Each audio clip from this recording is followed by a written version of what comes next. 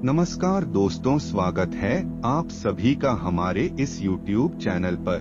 दोस्तों, आज हम आप सबको बताएंगे शिशुपाल के जन्म और श्री कृष्ण द्वारा शिशुपाल के वध की कहानी। मित्रों, आप सब वीडियो के अंत तक बने रहें। दोस्तों, महाभारत की कथा श्री कृष्ण और शिशुपाल वध के प्रसंग बिना अधूरी है। शिशुपाल भगवान श्री कृष्ण की बुआ का पुत्र था। यह बात जानने योग्य है कि इतना करीबी होने के बाद भी भगवान श्री कृष्ण को आखिर शिशुपाल का वध करने की क्या आवश्यकता पड़ गई। मित्रों, इसका उत्तर जानने के लिए सबसे पहले शिशुपाल के जन्म की कहानी को जानना पड़ेगा। शिशुपाल वासुदेव जी की बहन तथा छेदी के महाराज दमघोष का पुत्र था, जो कि भगवान श्री कृष्ण की बुआ का पुत्र था, अर्थात इस प्रकार वो भगवान श्री कृष्ण का भाई था। शिशुपाल के वध की कथा जितनी रोचक है, उससे भी ज्यादा रोचक हैं शिशुपाल के जन्म के समय घटित हुई घटनाएं। जब शिशुपाल का जन्म हुआ था, तब वह 3 आंखों तथा 4 हाथों वाले बालक के रूप में जन्मा था, तो उसके माता पिता उसे बाहर ले जाने हेतु बहुत चिंतित हुए कि इस बालक को संसार के सामने किस प्रकार प्रस्तुत करेंगे, साथ ही कहीं ये कोई असुरी शक्ति तो नहीं। इस प्रकार के विचार करके उन्होंने इस बालक को त्याग देने का निर्णय लिया। तभी एक आकाशवाणी हुई कि वे ऐसा न करे। जब उचित समय आएगा तो इस बालक के अतिरिक्त आंख एवं हाथ अपने आप ही अदृश्य हो जाएंगे, अर्थात जब विधि के विधान द्वारा निश्चित व्यक्ति इसे अपनी गोद में बैठाएगा तो ये अतिरिक्त अंग गायब हो जाएंगे और वही व्यक्ति इसकी मृत्यु का कारण भी बनेगा, अर्थात इसका वध भी करेगा। शिशुपाल के माता पिता इस आकाशवाणी को सुनकर आश्वस्त हुए कि उनका पुत्र असुर नहीं है, परंतु दूसरी ओर उन्हें ये चिंता भी होने लगी कि उनके पुत्र का वध हो जाएगा और वह मृत्यु को प्राप्त होगा। शिशुपाल के संबंध में विष्णु पुराण में एक कथा बताई गई है, जिसके अनुसार भगवान विष्णु के 2 द्वारपाल थे, जय और विजय। इन्हें ब्रह्मा जी के मानस पुत्रों ने जय और विजय को श्राप दिया था, क्योंकि वे उन्हें भगवान विष्णु से मिलने से रोक रहे थे। उस समय प्रभु के विश्राम का समय था, इसलिए जय विजय उन्हें द्वार पर ही रोक लेते हैं। इस बात पर ब्रह्मा जी के मानस पुत्रों को क्रोध आ जाता है और क्रोधित होकर वे जय और विजय को श्राप दे देते हैं, जिस कारण उन्होंने श्राप वश धरती पर जन्म लिया।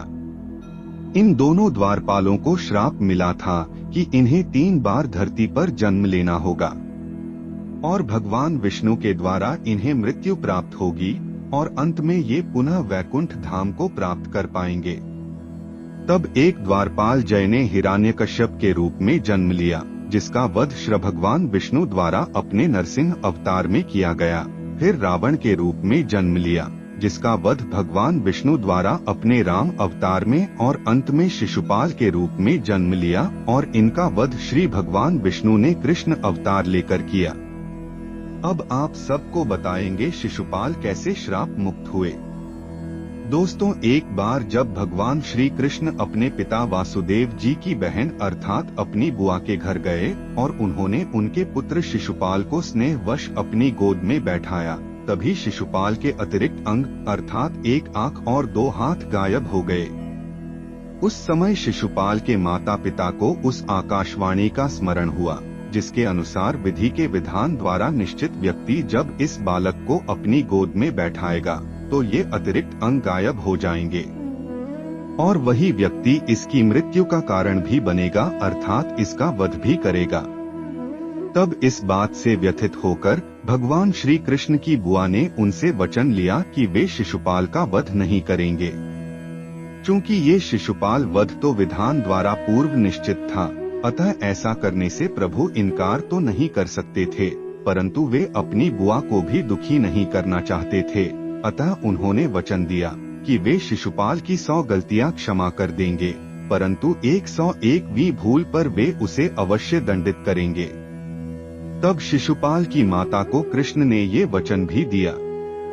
कि यदि शिशुपाल का वध करना भी पड़ा तो वध के पश्चात शिशुपाल को इस जीवन मरण के चक्र से मुक्ति मिल जाएगी और वो वैकुंठ धाम को प्राप्त करेगा। तब भगवान श्री कृष्ण अपनी बुआ के ममता को देखकर भाव विहीन हो उठे और उन्होंने ये वचन भी अपनी बुआ को दे दिया।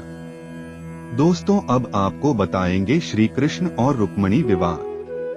मित्रों, काल चक्र चलता रहा और महाभारत काल में जब कुरुकुल में कौरवों और पांडवों के बीच महाराज पांडु के ज्येष्ठ पुत्र युधिष्ठिर को युवराज घोषित करने का निर्णय लिया गया, तो इस शुभ प्रसंग के लिए राजसूय यज्ञ आयोजित करने का निर्णय लिया गया। इस हेतु सभी संबंधियों, रिश्तेदारों सहित अनेक राजाओं एवं अन्य प्रतिष्ठित महानुभावों को आमंत्रित किया गया और वासुदेव को श्री कृष्ण को भी आमंत्रित किया गया, क्योंकि महारानी कुंती उनकी बुआ थी, तथा शिशुपाल भी इस यज्ञ में शामिल हुआ, क्योंकि वह कौरवों एवं पांडवों का भी भाई था। इस समय एक बार फिर भगवान श्री कृष्ण और शिशुपाल का आमना सामना हुआ। शिशुपाल भगवान श्री कृष्ण से क्रोधित था, जिसका कारण था भगवान श्री कृष्ण का राजकुमारी रुक्मिणी के साथ विवाह करना। भगवान श्री कृष्ण ने राजकुमारी रुक्मिणी से विवाह किया था, परंतु राजकुमारी रुक्मिणी का विवाह उनके भाई राजकुमार रुक्मी ने अपने परम मित्र शिशुपाल के साथ करना निश्चित किया था। विवाह के सारे आयोजन हो चुके थे, परंतु राजकुमारी रुक्मिणी भगवान श्री कृष्ण से प्रेम करती थी और उन्हीं से विवाह करना चाहती थी, और राजकुमार रुक्मी ऐसा नहीं होने देना चाहते थे। तब भगवान श्री कृष्ण राजकुमारी रुक्मिणी को महल से भगाकर ले गए और उनसे विवाह कर लिया। तब शिशुपाल ने इसे भगवान श्री कृष्ण द्वारा किया गया अपना अपमान समझा और भगवान श्री कृष्ण को अपना भाई न समझकर शत्रु मान बैठा। महाभारत काल में राजकुमार युधिष्ठिर के राज्याभिषेक के समय युवराज युधिष्ठिर ने भगवान श्री कृष्ण को सर्वप्रथम भेंट आदि प्रदान की और सम्मानित किया।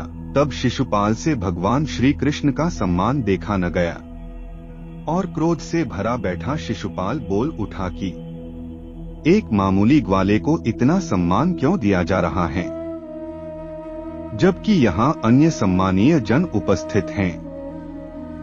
और शिशुपाल ने भगवान श्री कृष्ण को अपमानित करना प्रारंभ कर दिया। शिशुपाल भगवान श्री कृष्ण को अपशब्द कहे जा रहा था, उनका अपमान किए जा रहा था, परंतु भगवान श्री कृष्ण उनकी बुआ एवं शिशुपाल की माता को दिए वचन के कारण बंधे थे, अतः वे अपमान सह रहे थे। और जैसे ही शिशुपाल ने 100 अपशब्द पूर्ण किए और 101वां अपशब्द कहा, तभी भगवान श्री कृष्ण ने अपने सुदर्शन चक्र का आवाहन किया और इससे शिशुपाल का वध कर दिया। तो मित्रों, आज के लिए बस इतना ही। फिर मुलाकात होगी एक नए और ताजा एपिसोड में। तब तक के लिए नमस्कार।